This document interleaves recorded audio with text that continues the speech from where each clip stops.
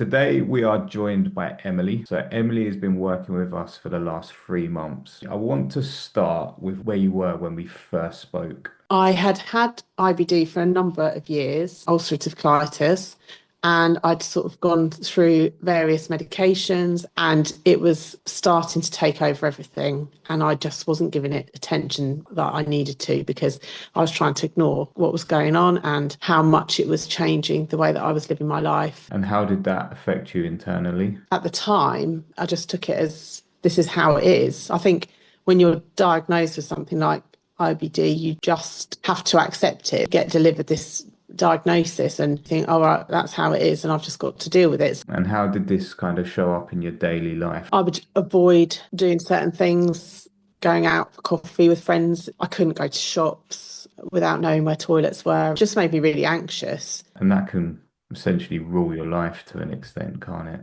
Yes, yeah, definitely. I was changing plans, I was avoiding things. And because it happens so steadily and over a period of time, you don't really realise how much your life has changed. I want to know how you now actually feel compared to where you started. Yeah, it's changed massively now. And there were two parts to it. Some of it was a sort of PTSD side of things where I'd had bad experience in the past. And then there was obviously the side that is managed by diet and helping your gut to repair. By sort of going at it with both angles, it meant, yes, I was doing all of the things to repair my gut, but also you were helping me with the mental side of it and the challenges that came with revisiting places that I'd been and had like awful experiences, the idea that I might not be able to get to the toilet. And, you sort of pushed me to go back to those places and give me like little challenges so that I could just overcome that. And now I can go to those shops and I can go and meet my friends in a coffee shop because I've built that back up now with good experience. How has this also impacted your life outside of symptoms? It's made me realise that I was worrying a lot about disease progression. That was a big thing. They tell you how many centimetres are affected, then the next time you go and it's more centimetres. And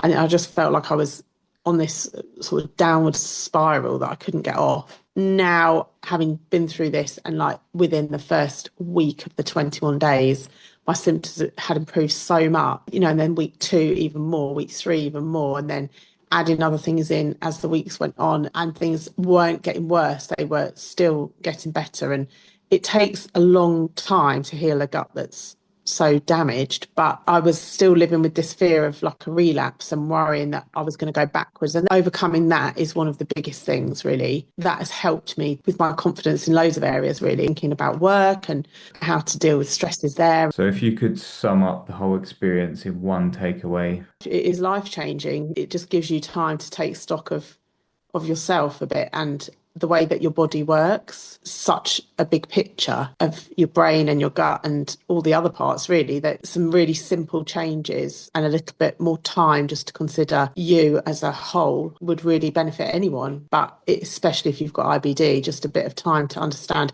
why you've come to be in this position in the first place, I think is the biggest thing. And it's just not part of a package that you're given when you're diagnosed. You're sent off with a bag of medication and a diagnosis you've got to live with forever, but you don't ever truly understand why you came to be in this position. And I think that's something that everybody with IBD should take the time to find out, really, and then be able to do something about.